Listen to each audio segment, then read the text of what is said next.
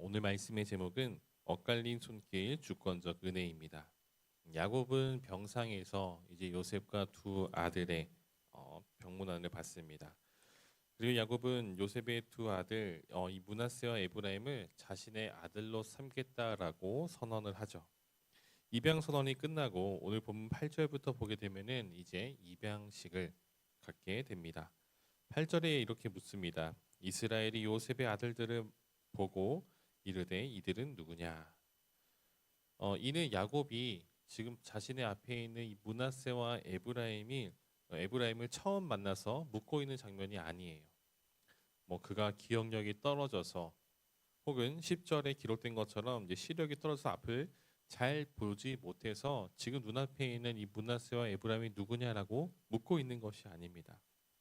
야곱이 이렇게 묻고 있는 이유는 이 법적인 입양 절차를 시작하면서 이들의 신분과 순서를 확인하기 위해서입니다. 아버지의 물음에 요셉은 하나님께서 주신 아들들이라고 소개를 하고 있죠. 그러니까 나의 아들, 내가 애굽에서 낳은 내 아들이다라고 말하는 것이 아니라 내 소유가 아닌 하나님께서 주신 아이들이라는 표현을 쓰고 있죠.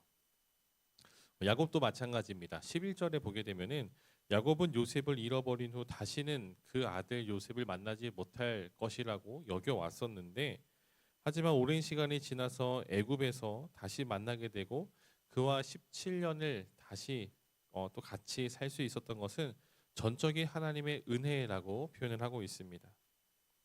즉 지금 일어나고 있는 이 입양식은 야곱이 단순히 어떤 즉흥적으로 마음이 일어나서 이 손자들을 아들로 삼는 것이 아니라 하나님 안에서 이루어지고 있는 것이죠.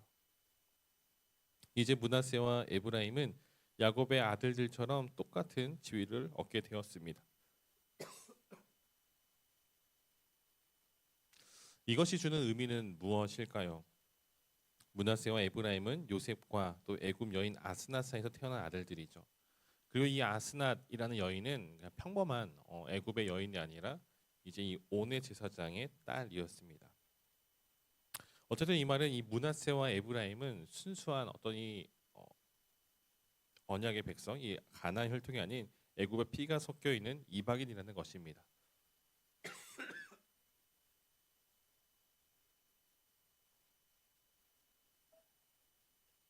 죄송합니다.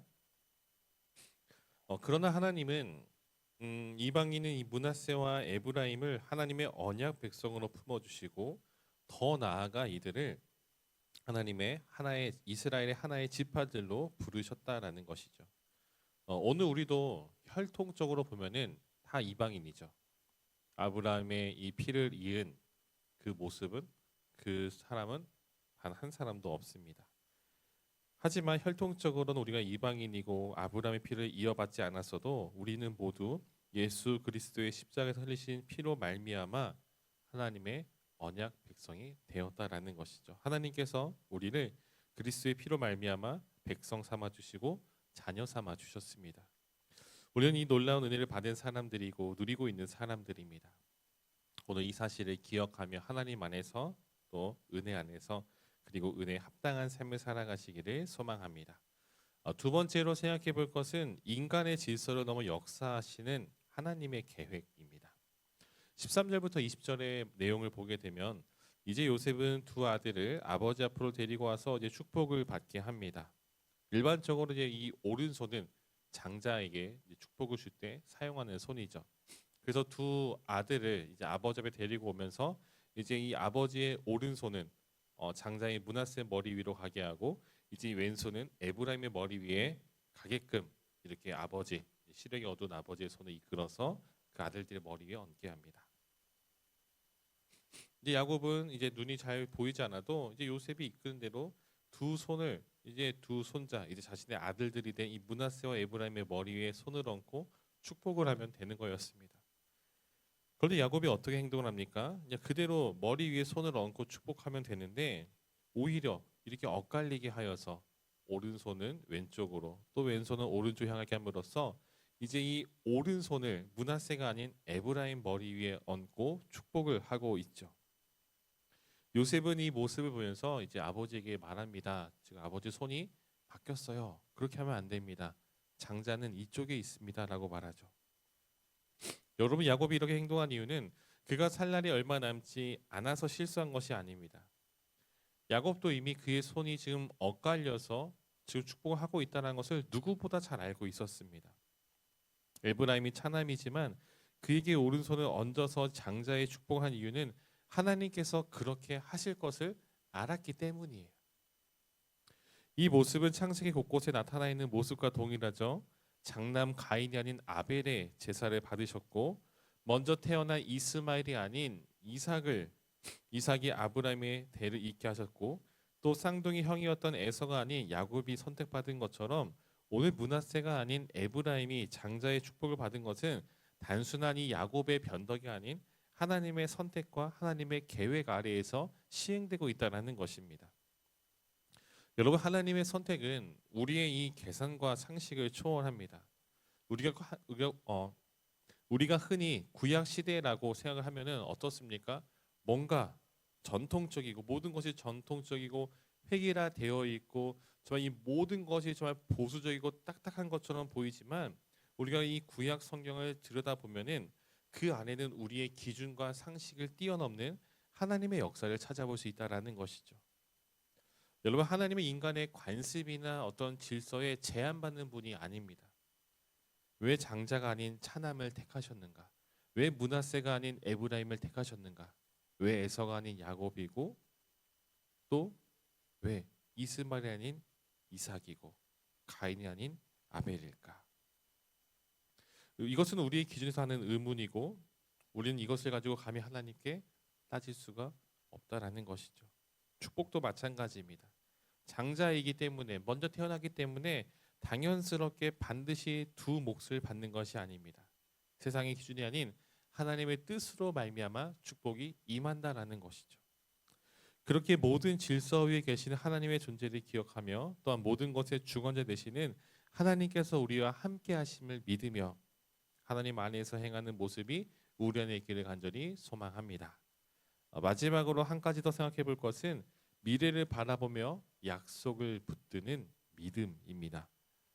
21절과 22절의 내용인데요. 이제 야곱은 요셉의 아들들을 축복합니다. 그리고 이어서 하는 말이 무엇이냐면은 자신은 이제 곧 죽으나 하나님께서 남은 자들을 인도하여서 약속의 땅으로 조상의 땅으로 돌아가게 하실 것이다라는 이 예언을 남기고 있습니다. 물론 이 예언이 야곱이 죽고 난 이후에 그의 12아들의 그 시대에서 즉각적으로 이루어지는 것은 아닙니다.